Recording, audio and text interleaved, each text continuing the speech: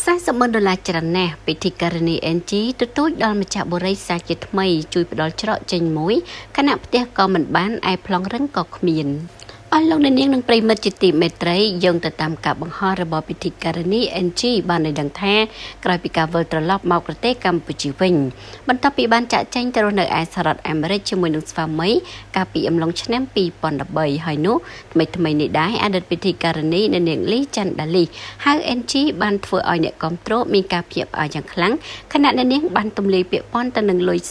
$40,000ក្នុងការទម្លាយពីទឹកប្រាក់$40,000នោះដែរដំបូងឡើយអ្នកនាង NG មិនបានប្រាប់ពីមូលហេតុច្បាស់លាស់នៅឡើយនោះទេដោយអ្នកនាងបានត្រឹមដឹងថាលុយនោះគឺជាលុយដែលខ្លួនប្រឹងប្រែងពីការរកស៊ីលក់អនឡាញកាលពីនៅសហរដ្ឋអាមេរិកយ៉ាងណាមិញរហូតដល់ថ្ងៃទី22ខែមេសាឆ្នាំ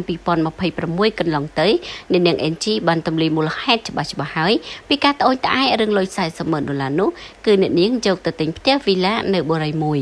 ដែលបានបង់ប្រាក់ដាច់អស់ហើយប៉ុន្តែមិនទាន់ទទួលបានផ្ទះនោះឡើយក្នុងនោះដែរបើតាមការបង្ហោះវីដេអូទិដ្ឋភាពក្នុងផ្ទះវីឡាដែលអ្នកនាងបានទិញនោះគឺមិនទាន់ធ្វើរួចរាល់ខណៈប្លង់ផ្ទះមិនទាន់បានដូចគ្នាមិនយ៉ាងវិញទៀតអ្នកនាងក៏បានបញ្ជាក់ថាមូលហេតុដែលអ្នកនាងចេញមកទម្លាយបែបនេះក៏ព្រោះតែរយៈពេលយូរមកហើយអ្នកនាងបានសុំខាងបុរីធ្វើការដោះស្រាយប៉ុន្តែមិនមានដំណោះស្រាយជូននោះឡើយបន្ថែមលើនោះទៀតអ្នកនាង NG ក៏បានឲ្យដឹងដែរថាបុរីដែលអ្នកនាងបានទិញនឹងបង់លុយដាច់អស់រយៈពេលប្រមាណ2ឆ្នាំមកហើយនោះគឺជាបុរីប៊ូស្បាដែលគេស្គាល់ថាជារបស់អ្នកលក់អនឡាញល្បីអ្នកនាងស្រីអូនក្នុងនោះអ្នកនាង NG បានទទូចសុំឲ្យម្ចាស់បុរីទិញផ្ទះបន្តពីនាងដោយសុខចិត្តខាតបង់ប្រាក់ខ្លះខណៈដែលអ្នកនាងលែងចង់បានផ្ទះទៀតហើយយ៉ាងណាមិញមកដល់ថ្ងៃទី27ខែមេសាឆ្នាំ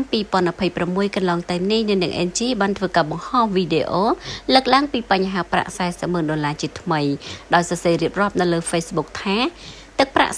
$40,000គឺជាប្រាក់ដែលច្រើនមហាសាលសម្រាប់ខ្ញុំដែលរកស្ទើរកន្លះជីវិតរបស់ខ្ញុំចឹងខ្ញុំជន់លើព្រះធរណីអ្វីដែលខ្ញុំនិយាយជាពាក្យពិតខ្ញុំសូមលើកម្រាមដៃ10សូមទោសបើសិនជាវីដេអូនេះខុសឆ្គងនិងប៉ះពាល់អារម្មណ៍បងប្អូនទាំងអស់គ្នាខ្ញុំមកទីនេះសូមឈរនៅខាងខ្លួនឯងហើយខ្ញុំក៏សង្ឃឹមបងស្រីយោគយល់អាចជួយត្រឡប់ទិញផ្ទះមកវិញក្នុងការខាតបង់ណាមួយ